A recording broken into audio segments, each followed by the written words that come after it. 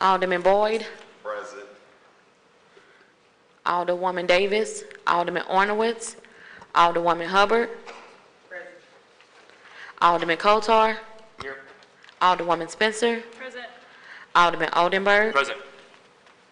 Alderwoman Boyd, Chairman Rhodey. Present. 6 present, you have quorum. Usually at this time, I read my little spiel about what our mission is, but I didn't bring that over today, so I don't have it here in front of me, so I won't do it. Plus, we are kind of in this abbreviated session. We have one board bill before us, so that's it. We're trying to get this, provide this opportunity before the session adjourns for the summer. There has been some discussion kind of behind the scenes about this bill. At one point there was discussion, or about this project I should say. At one point there was some discussion about this project receiving sales tax rebate, which was contrary to the resolution that we passed on incentive reform.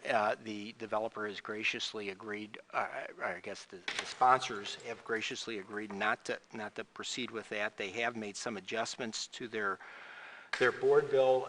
It is certainly at the limit of what we have kind of been doing lately, but this project is a difficult project, I think, downtown, and while I have some history with the developer, I wanted to make sure that we at least provided the developer the opportunity to come before the committee and present their project, and I wanted to make sure that this is not my committee, it's our committee, so I always try to make sure that anyone with board bills has an opportunity to have them heard. So at this point, we'd like to, Jack, are you going to present, or did you want to have something? Briefly, if that's all right, Chairman. Sure, absolutely. Thank you.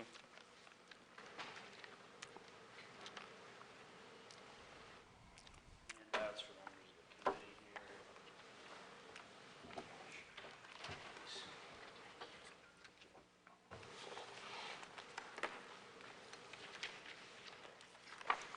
Thank you, Mr. Chairman, members of the committee. Appreciate you accommodating us for this extra special HUD's committee hearing. Sorry we couldn't get this done last week.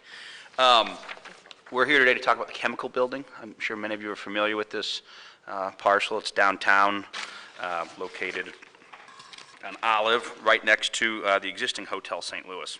The address is, what's the actual address? 721 through 777 Olive. Beautiful old building across the street from the old post office. So those of you that have been down here for a while may remember this. There's been a number of attempts to redevelop this property. In fact, I've got a history sheet here showing one, it's beginning in 2006, 1, 2, 3, 4, 5, 6 failed attempts to get this thing redeveloped. Some developers have gone bankrupt trying. So we're here today. The Gills, Amy and Amrit, who own Restoration St. Louis, redeveloped the building next door. I'm sure many of you have been over there now. It's Hotel St. Louis. It's been a big success. And what they're proposing to do is basically knock out some interior walls. The buildings actually connect underground.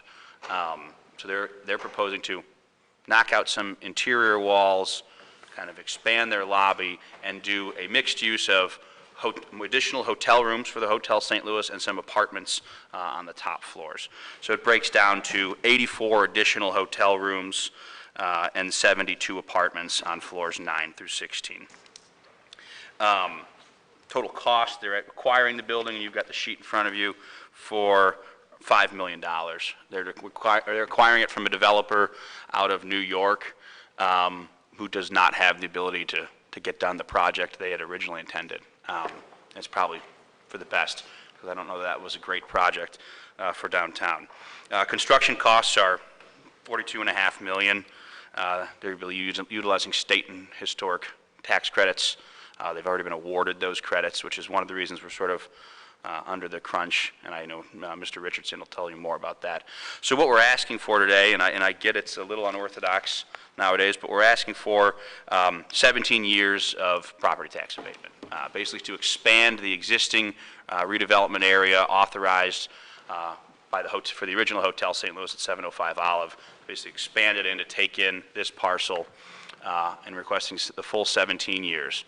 I know there was some discussion of some other incentives. Those are off the table. I appreciate the chairman and Alderman, the vice chairman working with SLDC and me on some of those requests. So with that, I'm going to turn it over to Laura Rebbe from Restoration St. Louis to give a little bit more of an overview, and then I think Mr. Richardson can answer questions, and I know SLDC has done a pretty thorough analysis of this project as well. So thank you all for your time and for being here today. Yes. Alderman, if I could, on Friday when I had discussed with the Deputy Director of Development for the Mayor, she had said that you all were going to come in with 10 years on tax abatement for the personal property tax. Is that? They're seeking 17 years on the personal property tax, which my understanding goes to the LCRA board. But I was not privy to those discussions, Chairman, so I don't know what the ultimate number that was decided. Okay. But I think we certainly can discuss that today. I mean, that's fine. So I'll invite Laura Rebbe up. Hi, thanks.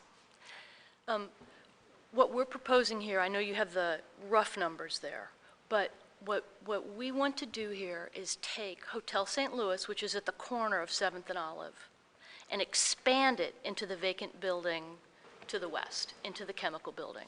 So we will literally be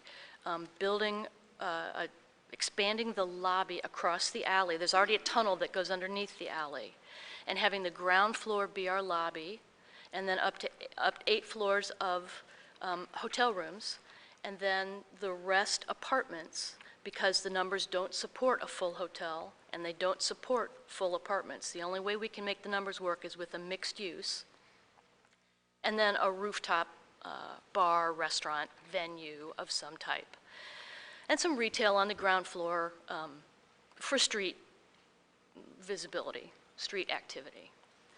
We tried to buy this property before we bought 705 because we thought it might work best as before we developed 705, because we thought it might work best to flip them, and we were unable to make the numbers work at the price they were requesting, and we had to let it go. So we have run these numbers 5 different ways.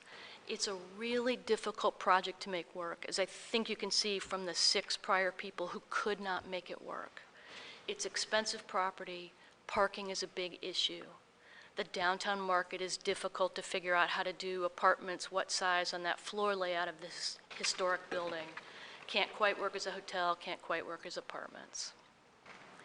The other thing is that we are, to make this happen, we are extending our existing lenders and federal investors from Hotel St. Louis, same people, and asking them to double down and do twice the investment in downtown St. Louis to also do the chemical building. And I'll be honest, they're a little skittish about that. And we originally sold them saying we were asking the city to just extend our incentive package that we have on 705. We were asking the city, not that the city committed, but we were asking because it's an expansion of Hotel St. Louis. And we had some initial city support saying, yes, we love Hotel St. Louis, we're doing very well, we're selling out. The city reception has been fabulous for Hotel St. Louis. When we got into discussions with the city, there were some concerns, particularly about the sales tax rebate. And we understood that. After discussions, we understood that that was a difficult thing. And so we worked with the city and said, what could we do instead that meets the city's needs to not give a sales tax rebate, but that closes the funding gap for our lenders to be willing to extend this package? And we came up with the personal property exemption. And we went back to the lenders and said, okay, it's not 20 years, it's 17 because it's an extension and already 3 years of run on the district. And it's not sales tax, it's personal property tax, which is less, it's lower, and we'll find a way to kick in the gap. Is this enough? Will this work? And that's what we're requesting. And I'll tell you, I came from a law firm before I worked with the Gills. I officed across the street for 20 years in 705 Olive, used to be office buildings, and I have seen the empty chemical building, for 20 years.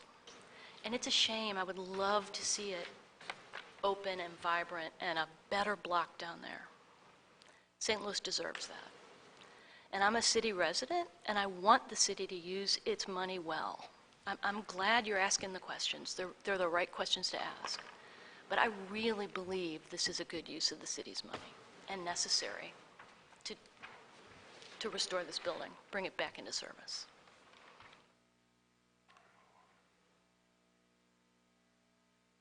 I don't know if anybody has questions for me or if you'd like detailed discussion from David Richardson, who has numbers on the incentives. Well, usually we like to hear from our own person. Who ran, was it Matt or was it you, Jonathan? Matt, do you want to walk us through the numbers? John, I might need to go on you since you want to walk through this. But like you said, we've run this many different ways to see what would work best for the city and what would work, still work to make the project go. The removal of the hotel property sale, the hotel sales tax rebate basically doubled the return to the city. So it brought, when we look at the bottom line, it brought the project grade up from just borderline 3.5 stars to 4.25 stars for return to the city. And the developer return of 8.9 is fairly consistent with what we saw for the hotels last week, the 21C and Moxie, et cetera. So bottom line,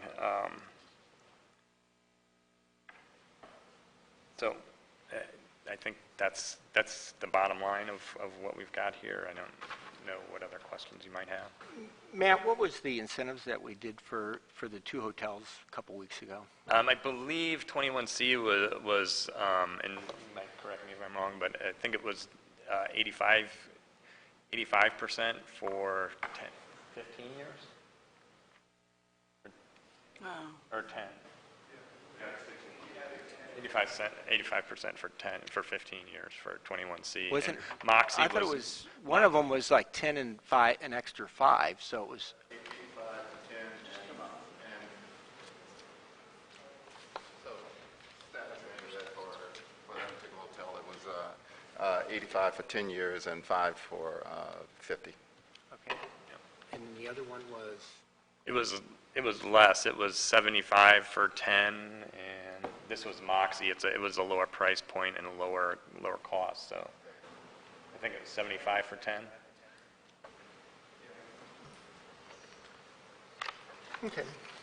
Well, my concern has been that with all the new hotels coming on board, I had been getting calls. Well, I had my own concerns, but also concerns from a number of the members on the board at the time that, we're incentivizing these hotels. Is there demand for the hotels and so forth? And So, Mr. Chairman, can I add? sure, you go. It was worthwhile noting, though, that this is a mixed-use project as opposed to the two that we were just asked about, or just full hotels.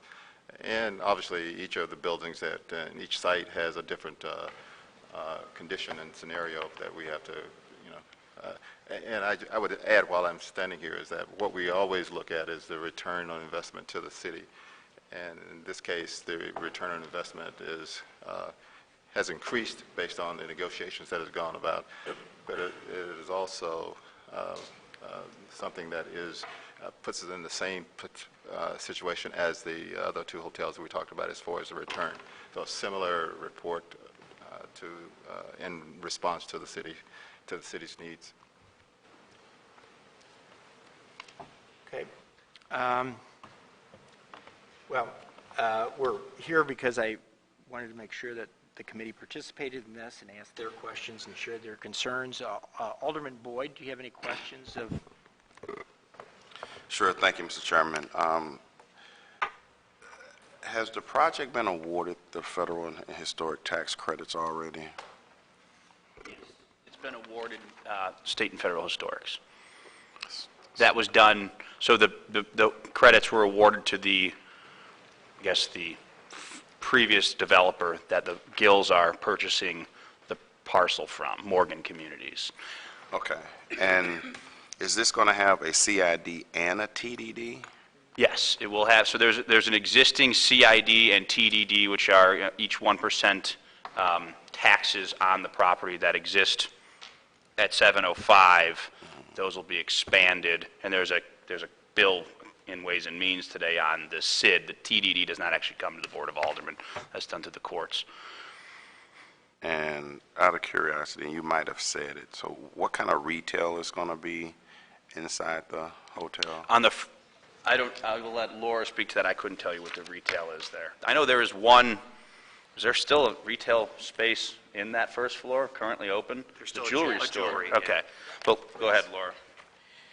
In the new building, in the current building, there's a ground floor restaurant and a rooftop bar.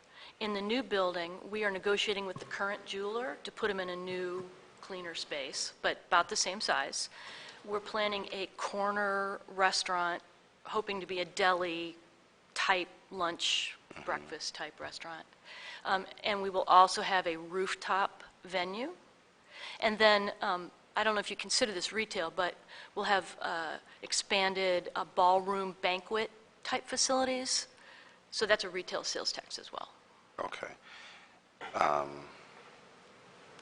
And the CID, you said not a TDD, you're just going to do a CID, is that correct? No, both. You are doing both? Yes. And how many years is that going to run? I'll let David speak to that. Those will, this is Dave Richardson with Hutch Blackwell. So those will also just be an extension of what we did for Hotel St. Louis. So it'll be the remainder of the term of the SID and TID there, so the remainder of the 20 years. All right. What did it start out as? Started, by the time this one opens up, there'll be 17 years left. Okay. Matt, so basically the 17 years of tax abatement is worth $7.2 million, is that correct? Correct.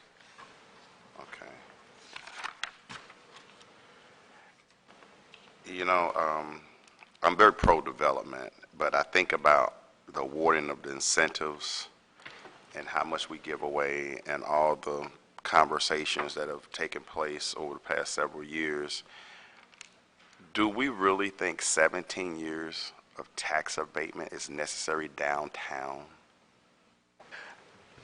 Yes, I mean, when we're looking at big projects like this, we're looking at, or the developers in many and investors in many cases are looking at options, not just within the city of St. Louis, but Nashville, Columbus, Cincinnati, Kansas City. So when we look at the competitive level, you have to look not just within our boundaries, but beyond the boundaries, to where these large investors can place their money. And the returns offered in the city of St. Louis just don't match those of a lot of other peer cities in the Midwest. And I think what we're seeing is in a lot of these, number one, I think when you don't have somebody lined up behind people Right. to do these projects. I think that in and of itself, tells us the story on a high level that, I'm not sure when this has been going on for 10, 12 years. And you keep getting interest and you keep getting failure. So I think that proves on a high level that incentive is necessary. And I would reiterate too that, and I didn't go through this number, but just in 10 years, it is a net, it does end up benefiting the city significantly. So net revenue to the city after 10 years is 1.2 million. And if you look long-term, the return to the city is almost 9 million. So, if we go another 10 years, that's kind of where we would see losses from the city's bottom line. Yeah, I guess I'm always concerned about developer fees. So developer fees are 10% of the project. Yep. And then when we look at giving away all these incentives, I will note, I've been in development for 20 years, and I'm not a big-time, I could never manage this project, probably. But these costs are all based on a percentage cost of. And so $5.5 million in developer fees. And just imagine if it was only $3 million, maybe that $2.5 million could come back to the city a lot faster, or to the school district. I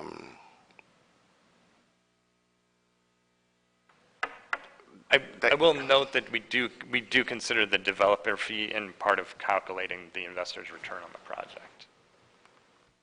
That's a lot of money. So how long is the project going to take I mean, to develop? So this relates to the tax credits and where we're at right now. They are going to try to get it done by the end of 2020 so that they can avail themselves of the federal historic tax credit that you take in 1 year as opposed to having to spread it out over 5 years. The rush here is, it's kind of an, take a go at it or pass on this project. They would close here this summer, here shortly, and then they would start construction immediately on it. And normally it'd be an 18-month project, and they're going to have to move quickly. The project is almost $53 million. So David, if the project was $60 million, then the developer's fee would be $6 million, right? So the developer fee, so typically, you're putting in a developer fee so that you can claim tax credits on that as well. But here for this project, the Gills are both the hotel, they're the owner, they're the owner operator and the developer. So it's either, if there isn't a developer fee, it's and as Matt said, the bank and SLDC just look at it as its cash flow or return to the owner operator of the project. So it's not like a separate pot of money. The reason there's a developer fee is to maximize the availability of historic tax credits. Okay, so that money, theoretically, the Gills would just take that check and pay the loan off faster. Correct, right. And this developer fee doesn't get paid until after loan. There's a waterfall, so the last thing to ever get paid is the developer fee. Yeah, in case the project fails. Correct. Although there's some slick contractors, they want to piece off their developer fee as the project progresses. You've probably seen that, haven't you? So there sometimes are funded developer fees, but in the market today, there isn't much. Oh, those were the good old days, huh? Those are the good old days. Okay. Those would be the 6 developers that preceded the Gills.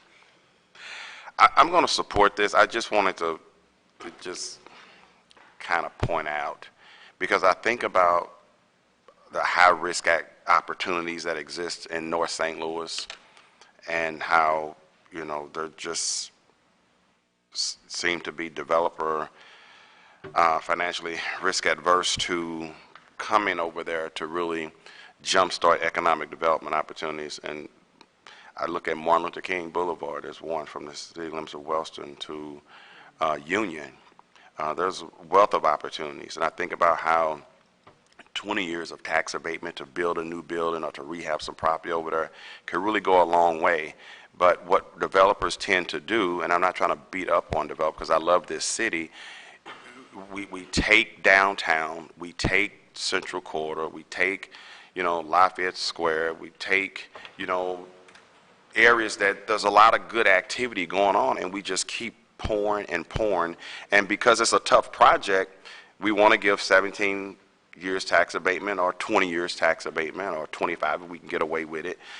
And why couldn't we just take some of those opportunities and move them somewhere else in the city of St. Louis?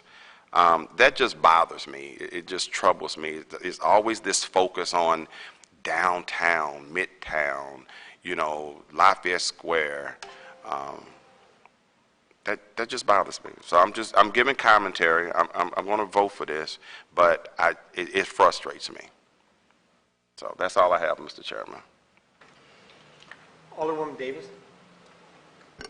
Thank you, Mr. Chairman. I like the project because it's smart thinking, to have the opportunity to have the known income with the apartments to support the financing is important to me. We do need the hotel rooms. We asked for more hotel rooms. We have a plan in place with convention and tourism. We know that it's failing because we don't have enough hotel rooms. And so we know all of this. We also know that building's been sitting there empty for I don't know how many years. 2005. Yeah, and when you have that many failures, and you finally got some people who do know how to get it done, I appreciate that. But what I wanted to share with the public is the understanding of the tax abatement and the TIFs that we work on every day.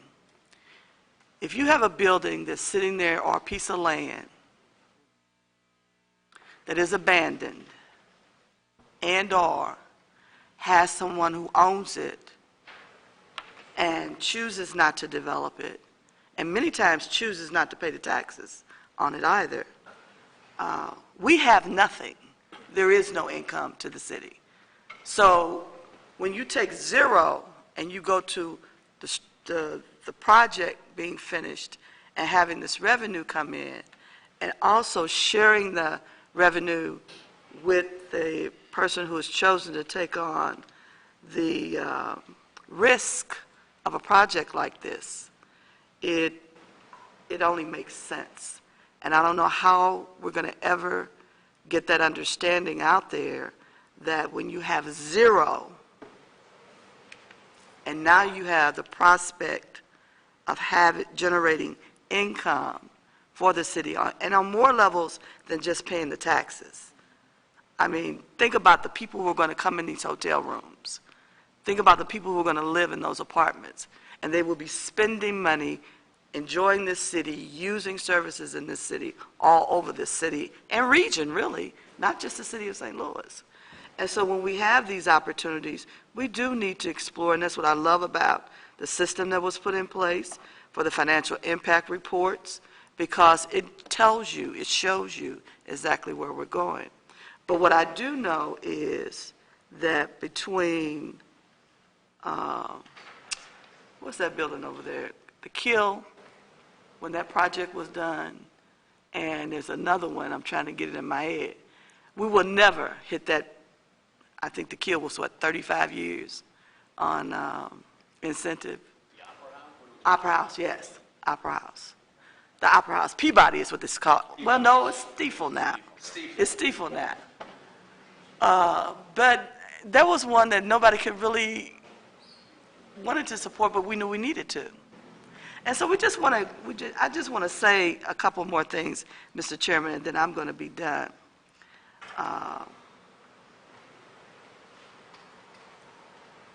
There are developers, and then there are explorers. That's what I call them. And David knows me well, because when he first came on board with his law firm and working on TIFs here, I'm a taskmaster, and I don't give my vote easily, but I do want to see people who do good work, and I do want to see people that we can trust to get the job done and maintain it, and who has the ability to sustain a project. And that's what we're talking about with this building. You had 6 people couldn't do it. This is going to be done. And I want to ask the developer to consider that the basement walkway is open so that the public can go back and forth, because that's an exciting thing that happens with the Marriott. We don't have to go outside from the hotel room to go over to the ballroom. So they have that walkway under there. So consider that. So it'll be on the main floor. Okay. It'll be open. So you can connect the main floor. So the basement's already connected. It's going to need to be expanded. But that'll be for services. Okay. To pass back and forth. But the main floor will be connected. Okay. Between the 2 buildings. The Okay. alley will be vacated and a one-story addition will be put in. Yeah, and that's why that place books up so fast, because people like that. All right. My technical question to you is, when I was looking here, explain to me So in my soft cost for the development, the 5% is a little bit high, but is that because of the difficulty of the project? Soft cost. Because what, I'm sorry? Your development soft cost is just a little bit high. Is that because of the nuance of the project? Yeah, it's a historic project that we're trying to connect to another historic project. Okay. So we're using, Roseman Architect, and there's some elevator issues, and there's some special structural issues, and so, that's our estimate. Maybe we'll be able to bring it in lower. Okay. But that's just Okay. where And it's coming I in. would also say that, so the SLDC takes our more detailed pro forma and summarizes it into line items, but our soft cost includes like construction period interest, things like that. So it's not just architects and engineers. Okay. Because that's what I had in my mind. Okay, that makes more sense. So I thank you very much, and I am going to support this project. Alderwoman from the 5th? Thank you, Mr. Chairman and members of the committee. I just have a few comments. I definitely support this project, but I'll say this too. It makes you caution yourself because within the last couple of years, I mean, just in my ward alone and even in your ward too, we've had the last hotel, 21C and Shell Building, those two bills that I just brought forward last week, the Jefferson Arms Project, which is a huge headache of mine right now. And so it makes you wonder, like, does the market call for all these hotel rooms? But it does. And so I can speak to that a little bit. Go ahead. So I think one thing, if we look at removals, we look at kind of what's on the market and what's coming to the market, but the Millennium being removed from the market, and I think it was the Radisson that was also on, there's another one downtown, a couple other buildings. If we look market-wide at kind of our trends in hotel rooms over the past 10 years, we're actually pretty flat, and then we're going to be adding a bunch, at the end of 2018 through 2019 and ahead. But if we look at peer cities in the Midwest, they've seen 20% increases in the number of hotel rooms over that period. In Nashville's seen something crazy like 75%. Really? So I mean, we don't anticipate being Nashville, but when you add these hotel rooms in, kind of looking ahead, it gets us kind of back to where we would expect to be. And you should expect there to be a normal turnover in hotel rooms. We're kind of behind the curve on some of these newer, quote, hip hotels that other markets are seeing that we just don't have. It's kind of like it's the catch-22 that we've seen out so long in downtown with the office market is you can't get new office tenants because you don't have new products, but then you don't have new products because the vacancy is low. So you're kind of the same catch-22. And I think just anecdotally through some discussions, even in the last couple weeks about people talking about potential hotel projects is I think the market is starting to catch up with what's been going on, and that when somebody comes and inquires about, well, what about a hotel, and we start talking to them about what's been going on in the last year, their enthusiasm for that project cools. So I think the market does, all the developers out there I'm sorry, I think I said apartments, for hotels are aware of this pipeline, so I think they know it. So they're taking that into consideration when they're making their decisions, and I think we're starting to see that interest cool. Okay. And I totally understand that part of it, but it makes you caution yourself, and I just hope that as a city, I know we're going above and beyond to make sure that we have hotel rooms, we want to increase tourism and all of that stuff, but it seems like we just always roll out the red carpet for things downtown, and when it comes to North St. Louis and our community, it's always like a hurdle involved, and I just hope that at some point we can get to the point where we really lay it out for North St. Louis. I mean, we go above and beyond on the incentives to make people want to revitalize like Martin Luther King and other areas, because the area is so ripe. And with NGA coming, I hope that we realize that, okay, this is the opportunity. We have all these designations, Promise Zone, the choice neighborhood stuff, all of these designations, which will really like put us in a good space with doing development. So I just hope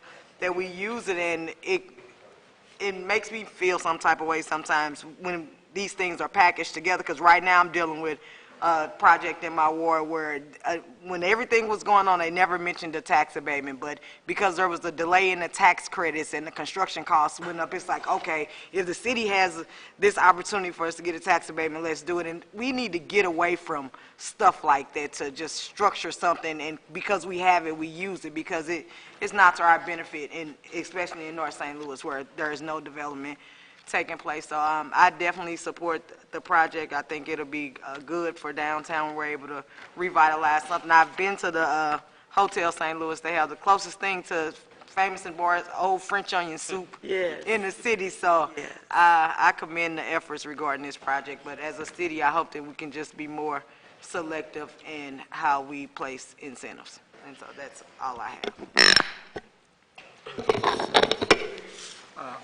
Alderwoman Spencer. Thank you, Mr. Chairman. I do have a couple of questions. Earlier it was mentioned that this project would bring in $1.2 million for the city within the first 10 years. Can you point me to that, Matt, on the sheet where you're finding that and what the revenue stream for the $1.2 million is? 10-year revenues to city, net revenue to city. That's that 1.9? Yep. And what does that revenue come from if we've evaded 100% of the real estate tax? Well, hotel retail sales tax. And we're estimating that based on occupancy of the hotel, or is there also a sales tax component to that 1.9 million? There is, yeah, that's the big one, but there's also just retail sales taxes, and then earnings taxes, et cetera. Earnings tax from the potential tenants? Tenants and employees. Got it. Do we have a breakout of the number of rooms, hotel versus apartment? Yeah, it's in that summary sheet, I think. Right. It's on, 84 hotel rooms, 72 apartments. Yeah. what are the apartments going to rent for? I believe $2.10 a square foot. What does that translate to? What are we looking at? One bedroom, two bedroom, three bedroom apartments? It's planned to be all one-bedroom apartments. One bedroom apartments, what's the starting rent for these? Probably about $1,600. That's right, yeah. 210 a square foot, about 800 and something square feet. So if I'm reading this correctly, the total project cost will be about $53 million, total public investment over 50%. Is that correct? I don't know, it says the total project cost is around $53 million? 52.9, is that, am I reading this correctly? I'm just looking. What is the total project cost? That includes the historic tax credit, so that's Got what it. the city. No, but this is the cost of the project? 53 million. You got it right. Correct. 52.9. Yeah. And it looks like the total public to private investment is 50.4% over, That includes the state. correct. And federal. Understood, yes, but we're subsidizing the project collectively as taxpayers by 50%. Am I reading this correctly? Yeah, yeah. But that includes the value of the tax abatement, so it's not a direct subsidy. Right, 'cause Understood.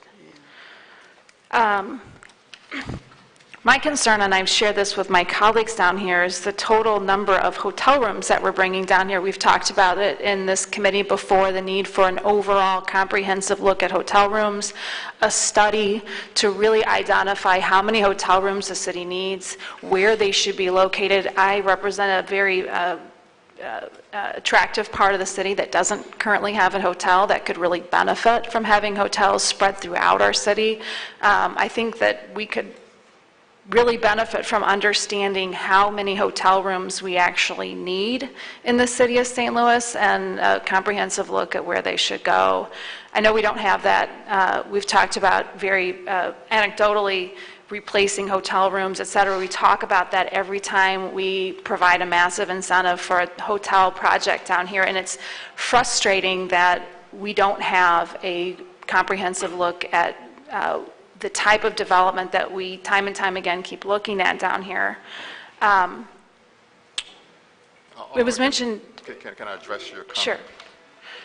We have similar concerns, and we have instituted a hotel study. It's being done by Gary Andreas currently as we speak.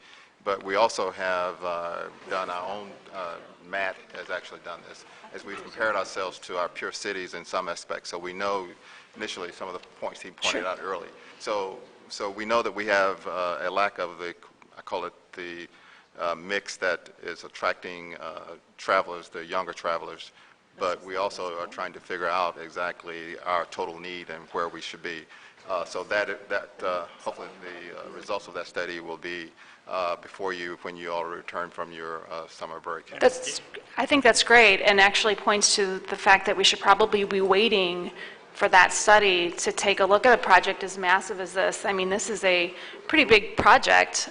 But I guess what I was saying earlier too is that we already know preliminarily, just looking at the data that we have, comparing ourselves to Nashville, Kansas City, Louisville, and the others, that we are behind. We are not even, we haven't even broken even with the kind of hotel rooms that we need in the preliminary study. So we are anticipating the hotel study to give us more specific and factual information that we can then share with But the the board. cities that you just mentioned, all four of them, are cities that have local economies that are growing significantly But they faster than invested in St. those. Louis. But they Agreed. invested in those economies. So- Agreed, but you know, the part of the problem I have is it was mentioned earlier by I believe Mr. Richardson or perhaps Laura, that there's a lot of pause in investing in St. Louis, that the banks and the folks involved were really hesitant to put money in St. Louis. And I ask the question, why is that?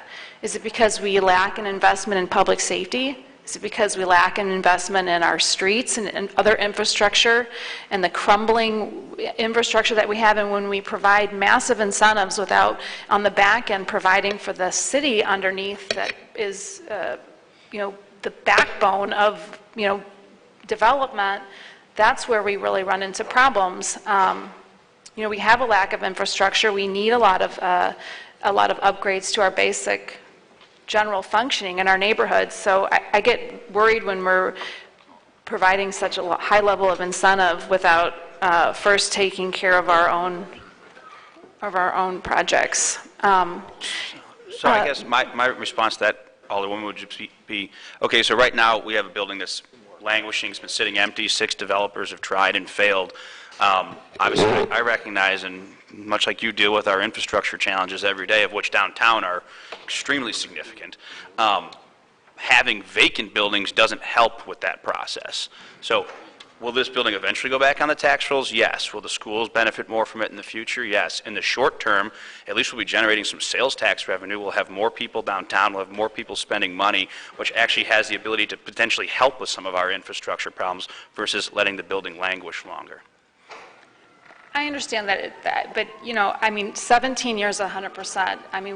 I represent an area that's also challenged. I recognize that our downtown is challenged, and we're not offering this type of incentives for the vacant buildings down there. We have far more vacancy. I just get worried with such a large amount. I think you would be offering those types of incentives. If there's developers that are interested in investing capital in the 20th Ward, for small projects, I know we've approved up to, 20 or 25 years in most north and some south wards. And these, obviously, for projects over $1 million, there would be any number of incentives on the table. Again, it concerns me that we're providing collectively over 50% of tax abatement for what would be considered luxury apartments. And, without having that hotel study done, I'm concerned that we're, we're outside of our bounds here. I appreciate that the developer is going to be investing in a project, a building that's been vacant for, since 2005, but I am hesitant on the project itself. I have no further questions at this time. I maintain my concerns. Alderman Oldenburg. Thank you, Mr. Chairman. What was the total development cost of the first project, the Hotel St. Louis? So when we started that process, which was back in 2015, and we didn't get started on it because of a variety of delays in 2016. When we first started, it was estimated at 55, and the final cost of it was 73. 73? Yeah.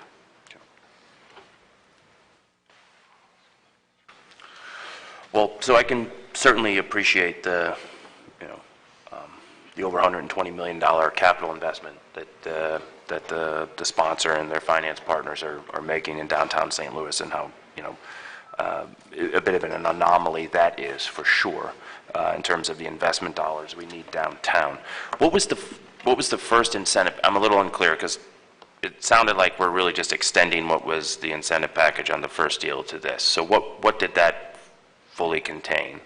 So the first for incentive. Hotel St. Louis, Correct. it was 20 years of full tax abatement, which that started running in 2018. And then it was a 20-year sales tax rebate, so that 50% of the city's 3% sales tax was will be rebated back to the developer to assist with project costs, and then a SID and a TID. Okay.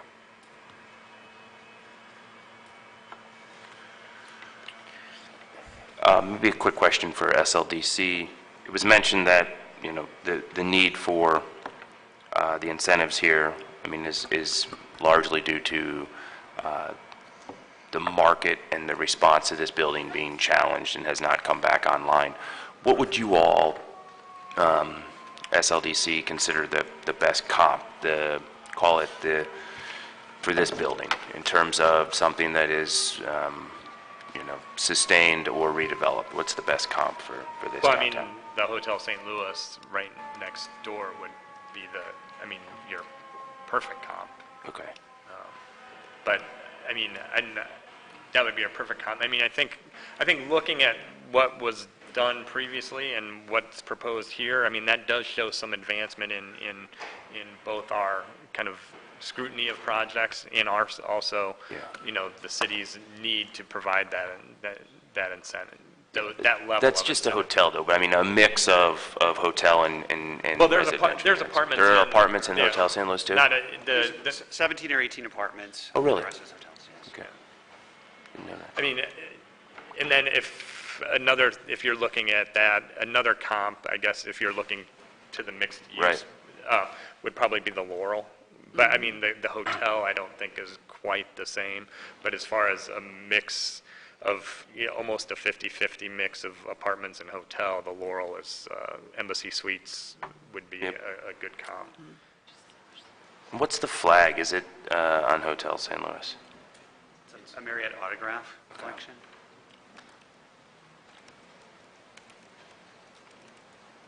Great. That's the only one in St. Louis. Yeah. So I had a couple of questions about maybe the capital stack. I just think it's important to unearth who our finance partners are, who's taking risk in the city of St. Louis. What's the assumed tax credit pricing that you've used in the model here, Matt? 91 for the federal. Okay. And the states were? After the lost partner, did you do it? So it's Pete Newton, so it's probably 92 less a lost partner. Got it. And that's baked into, you got that from their pro forma here? Okay. We don't look like, we look at the tax credits from the equity to the project, but we don't, we look at the pricing and stuff, but that's not in the model. Like, the pricing is not in the model. I mean, it's reflective in the amount of equity that Right, it brings to the right. project, but we Correct. don't do a tax credit analysis. Right, in terms of whether that's market or not. You're solely relying on the developer's performance. That's not baked into the model, but we make Yeah. sure that. You derive these equity numbers from that pricing, though, that was just Yeah, mentioned. yeah, Yeah, absolutely. And I apologize, it was 91.5 on the federal. Okay. And I think the representative for the developer mentioned that the same lender and tax credit investors are looking at this opportunity as well? And you have LOIs or commitment letters from those folks, and who are they? Yeah, the federal investor is Stearns Bank. Okay. We have a informal commitment from them. The construction lender is Simmons Bank. Simmons, Sure. also an informal commitment. They are not willing to commit until they see the incentive package. Sure. They are also, for this piece, looking to participate out some, and so their commitment will be subject to participation, at least in part. They've got participants lined up, we've been told, but I don't know the names. Okay. Got it. So that leads me to my next question. And so I have really two chief concerns I just think I want to get addressed here. One is, I think 100% abatement. I think we've tried really hard at this committee and other members of the board to really scrutinize projects and to shy away from a full 100% abatement, because I think the argument can be made that there was a good negotiation and that we're taking the resolutions that we passed down here along our incentive reform that the chairman and this committee have worked very hard on over the last few years, that we're taking that feedback around very scrutinizing, making sure we give the exact amount of incentive to a project. So the 100%, I think, is, I think it's more than just optics. I think, it's one concern that I have if we give a full 100% abatement to someone. The second concern I have is I feel like there's a timing crunch here, Mr. Chairman, particularly with what's been represented, that the tax credits are a good portion of the incentives will go away if we don't hurry up and give the incentive package that's needed. So I do want to unpack that a little bit, because I want to make sure that we know that, I often take issue if the city negotiating with a gun to their head to say, look, we're going to lose a major chunk of our federal or state incentives if we don't get this particular incentive package locally. So I do want to maybe unpack the timing of things. It was represented that you need to finish by 2020? Okay. Okay. December, And that's largely driven by federal. the federal tax credit and the tax reform change in law, whether it's a 1-year credit or a 5-year credit. Correct. Okay. So there is a potential that you can still seek the 1-year credit till the end of 2023. We've looked at that with our tax credit investor, about trying to do it, arguing that portions of the building have been placed in service. But to do that, as you know, to get the best indicia of place in service would be a TCO. And to get a TCO, I'd have to have my elevator and things like that done, so it's either going to be we're going to get a 1-year and be done by 2020, or we're not going to have identifiable parts that truly are placed in service in 2020, if that makes sense. Well, did the developer select a phased project, a 60-month phased project, or a 24-month? So this one, we're stepping into the shoes of Right. failed developer number 6. Yep.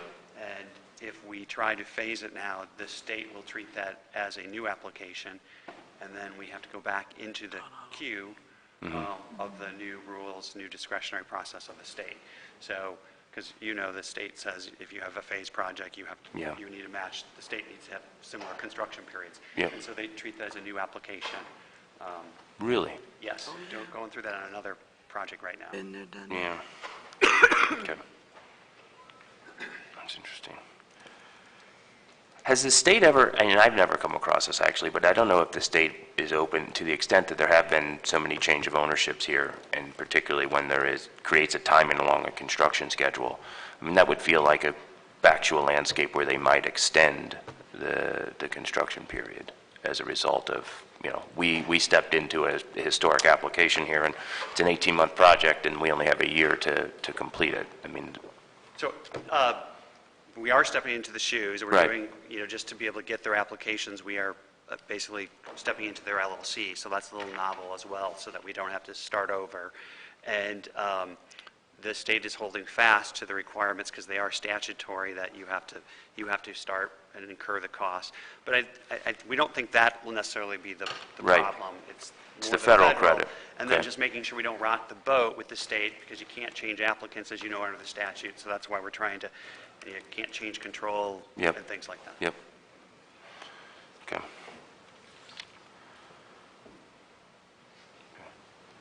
I mean, is there an ability to buy more time often projects, you can see the developer, the sponsors just get started with equity, and release a little bit of the pressure here in terms of timing, so that we have what we feel is a fair incentive package locally. I don't know if that's an option here.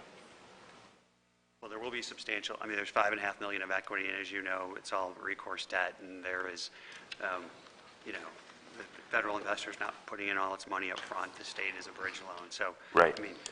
The goal here is to get going so that we can get, we don't lose $1 million to $1.3 million of federal equity with the transition rule. Right. And then we can step into the shoes and do the state historic tax credit applications that are approved, because if we do have to reapply, nothing's for certain. So, it's kind of, the Gills, they took, as Laura said, they took a run at this in 2016. It didn't make sense.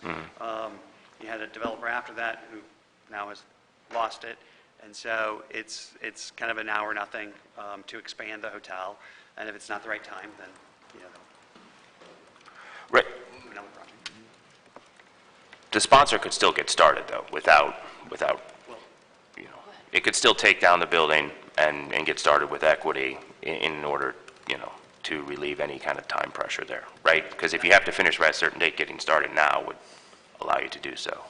Right, and I guess as their counsel, I'd recommend not doing that, considering the past 6 developers who have done that and have all failed and filed for bankruptcy and foreclosed. And I can go through those because I represented several of those. We have developers from LA who started in 2006 who did 2 bites at the apple on this. Just a little bit of history. So in 2006, Civitas Development, who did the 80 Brown building successfully on Washington and Tucker, then took this building down and planned to do it as condominiums, a couple floors of office and retail, and the Board of Aldermen approved 15 years of tax abatement for that. Then 2 years, they couldn't get that going. 2 years later, they switched to doing all apartments, and they got a TIF for that of $4.4 million and a SID, and then they lost it, and Century Bank foreclosed on it. And then fast forward 2 years later, Land White, which is out of New Jersey and Indianapolis, came forward, stepped into the shoes. We amended the TIF to do a different apartment regime, smaller apartments. They lost the building to their bank. And then you have failed number 4 was TWG Development. That was going to do market rate apartments. And then our last developer was going to do micro apartments and has lost it as well. So, taking down a building, you sometimes get stuck with, a white elephant, or as Alderman Hubbard said, the guys with the Jefferson Arms, they took down that building and now they can't get it closed. So they're difficult projects, and once you have it, you can't unload it. Sure.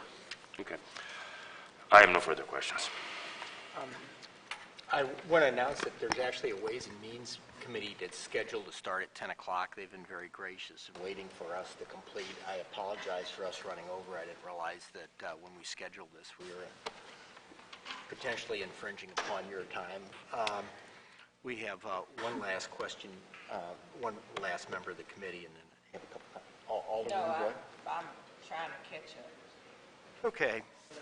I am really torn because I have some real reservations about us not taking our resolution seriously, and I know I've spoken with the mayor before. She had said that she wanted to get at least some income from tax abatement right away. When I brought that up to Deputy Director of Development, Ms. Martinez, last Friday, she said that they had run that notion by the banker, that, if they did 90% and 75, for 10 years or something like that. And evidently the banker did not understand that, or supposedly the banker sent the message back and they wanted 100%.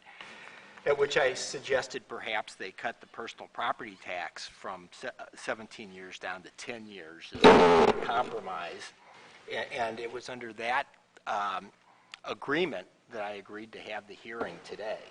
So I was trying to get this at least in line with what I thought the mayor's intentions were and what I thought the spirit of our resolution was. So it was under that agreement that I went ahead and had the hearing today. I certainly have had some buildings in my ward. I have been, probably not at the largest. I would think that would be downtown or perhaps the 6th Ward. But certainly my ward has been a beneficiary of a tremendous amount of support from throughout the city. We have tried to take our job here the last couple of years very seriously and do this. This project is, beautiful building. I am, I'd love to see it saved. The alderman from the 7th has been always great to work with down here, but we've had 6 runs at this thing. And then we show up today and there's 17 years. I mean, Mr. Chairman, maybe I can address that if you give me a moment. So, as you've indicated and others have said, we've had several runs at this project, and obviously if you look at it, if you go down Olive and look at it with the graffiti and the windows and everything on it, it has been a very difficult building to get done. And to address some of the other comments that have been said, the difference obviously between the 10-year personal property and the 17-year was about a little less than $100,000 over the life of this project. And so the bank and the developer had asked for the 17. Our interest was to eliminate the blight and get this building done. It's one more that we will have on the tax rolls, but also we're providing, if you will, a return to the city, as it's not doing that at this point. We are missing a great opportunity on this project, given the historic taxes that are available. I know the concern here is that we are looking at 100%, but previous boards obviously provided the incentive that we are just trying to extend to this particular project, given the proximity to it. So I think the board in 2015, this is prior to our incentive reform efforts, provided 20 years of tax abatement at 100%, as we would on all of the tax abatements prior to 2015 was primarily 100%. And then we moved to reduce that amount all over. And so I think our effort, and I guess I'm asking the board to, an effort to try and get this project done, to look at this as an extension of what we had previously done to try and get this project redeveloped. So I understand that there's many of you have concerns or have issues either with the project or the tax abatement or with the developer. But if we could, for the sake of, I call it, getting this project done, if we could have support for it, I would certainly appreciate it. Somebody said something about why is it so difficult to do projects in the city of St. Louis. People come and they all expect to have a return, but they are concerned about risk. And so risk in the city of St. Louis is different than it is in a lot of other places, primarily because of the condition of our infrastructure. But it's also, the city of St. Louis, choose not to invest in our city. because we are reluctant. I guess it's the show me attitude. So we always, and I know I do, I travel to all these other cities and I marvel at the progress that they're making. But and the other thing that I do that many people won't do is I watch their legislative channels and I see what they're doing as compared to what we're doing. And I'm just asking for us to put the good of the city in place for this particular project. One of the reasons when I became chairman of HUDs I was interested in this incentive reform is I want to tell a little story because I think it's kind of appropriate. Shortly after I was down here, what used to be the Statler Hilton Hotel, which is the two round buildings down on the riverfront, came before us for tax abatement. That project was about 25 years old at the time. It had completed, burned off the tax abatement. They asked for another 25 years of tax abatement, which we granted at the time. As a new alderman, I agreed to do it. And now it's 25 years later. The hotel is closed down, and I suspect they'll be back over here asking for something like what we're doing today, which is, a very generous incentive package. This incentive stuff gets to be like a dog chasing its tail. If you limit the supply of hotel rooms, the price typically would go up based on supply and demand, but your price can't go up if there's an ugly building next door to you. So you have to fix the ugly building, and then all of a sudden you start getting back into this circular logic. So then you justify fixing up the vacant building, which then creates more supply, which undermines the price. We wouldn't have to go ahead and provide all these incentives if actually the nightly rate for the hotel rooms were higher. So every time we supply these things, then we create an environment where the next developer wants even more because this just gets, I am really frustrated that I'm seeing it 17 years on personal property after I had the agreement last week. I'm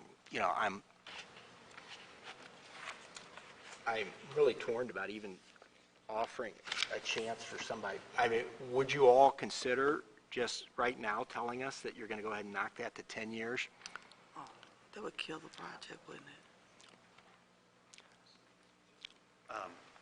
As a matter of clarification, the 10 years was never discussed, or we would never agree to that, just so Okay, you know. well then maybe I wouldn't agree to have the meeting here today, just so we understand that. So maybe we need to go ahead and just wait and see if you want to go back and consider that or not.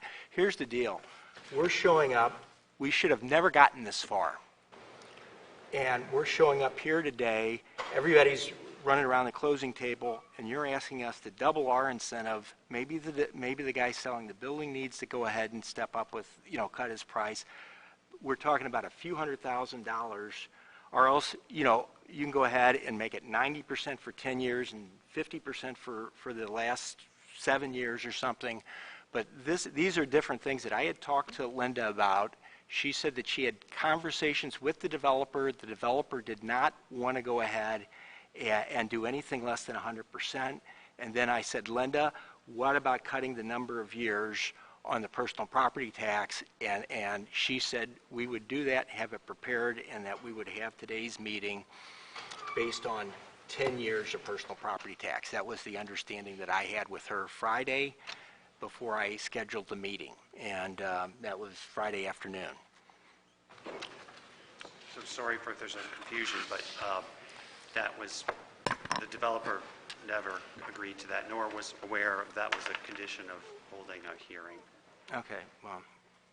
Mr. Chairman, I just wanted to say just a little bit here. We know that we are sincere about the identification of incentives, but we also know that this is a fluid process, and on occasions we will have projects that will need something different in order to survive. I do know that when you get commitments, you would like to see those adhered to. But I think there might be a better way for us to handle this today. if you don't mind me saying a little bit more. Alderwoman, your opinion is always welcome in front of any committee that I chair. All right, thank you, sir. It obviously has been a lot of conversation that's taken place in different silos. And everyone should know that the most important person in this is the chairman of the committee and should be communicated with on all levels. So no matter if you're talking to room 200 or you're talking to SLDC, at the end of that conversation, the results should come back to the chairperson. That's just how it should be done. And you can't rely on somebody else to do it for you. But where we are today is we need to find a way to get this project out of this committee today. Because here's the other part of this. The developer is willing to take all risks to get this done by 2020, which allows all those incentives to be in place. If we start over again, we don't know what we may or may not get, and the opportunity for the current building to be successful with that eyesore sitting next door is another problem. And I also wanted to ask Otis if he would make sure that we get the study that has already been done by Convention and Tourism on hotel rooms, all those things, how much loss we've had, because there was a study done by Convention Tourism. So Kitty can send that over. I don't know that there's been a specific study done, but I will certainly inquire. I was sitting there, I know it was done. Oh, okay. Okay. I mean, I'll inquire. Yeah, I know They it's done. provided me, Yeah. they did provide me information from their typical reports, but. No. Okay. This was a very extensive process. Okay. Because we know we've been losing tourism dollars, the reasons why, how many hotel rooms would be more likely. During the same period of time, we were talking about refurbishing the convention center itself.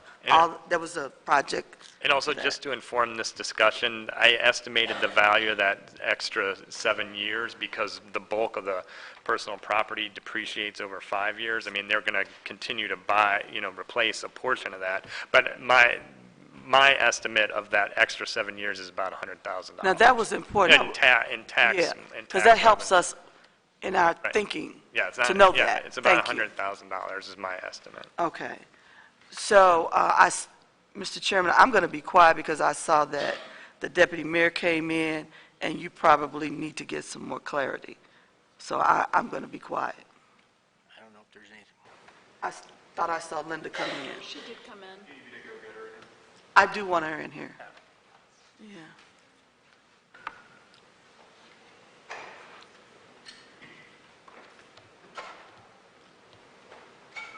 Does SLDC get paid for this project?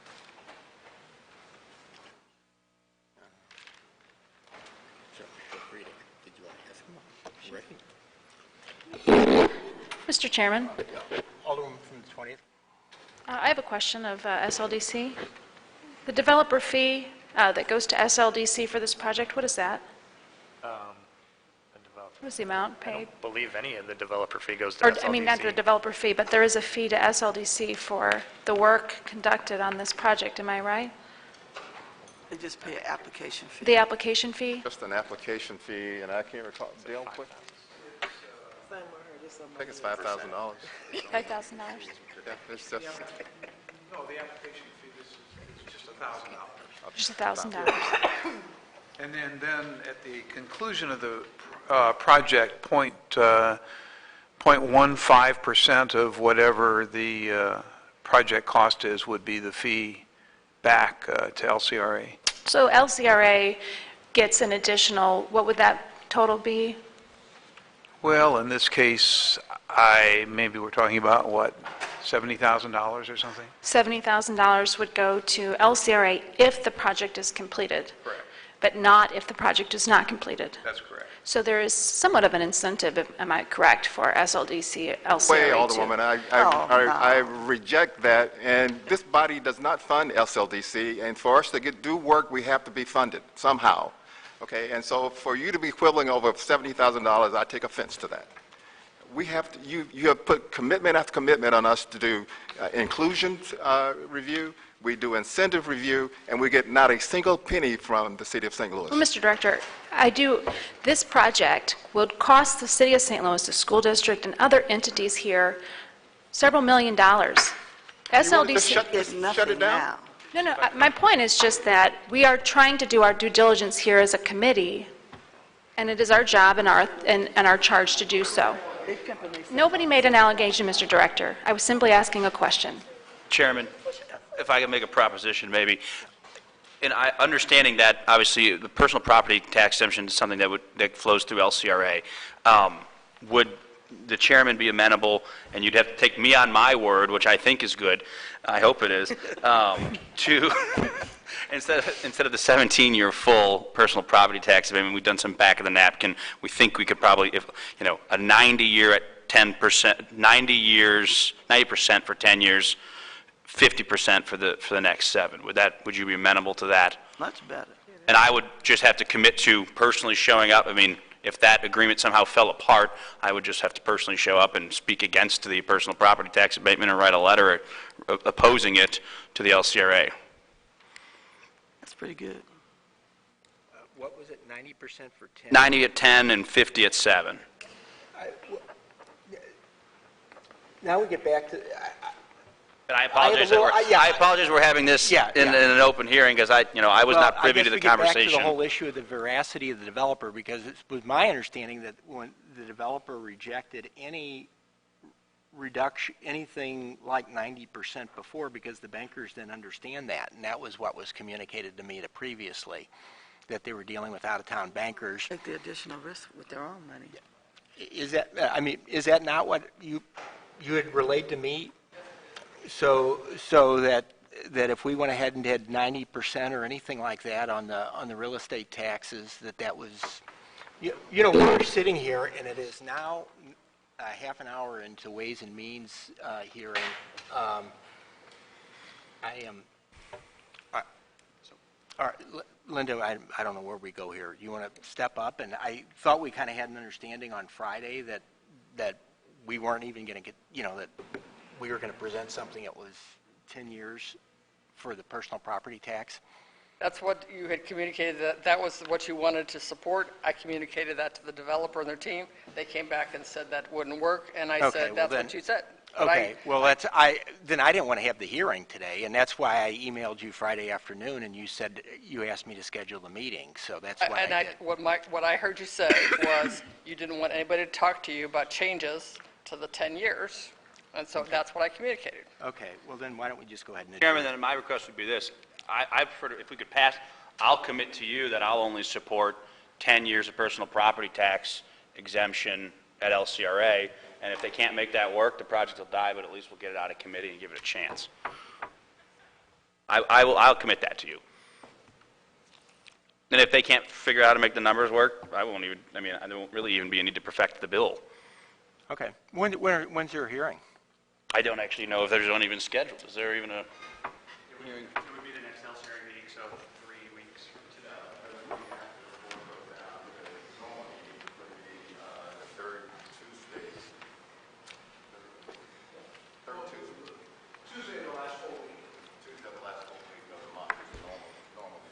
Okay, so there's one coming up. There's one coming up.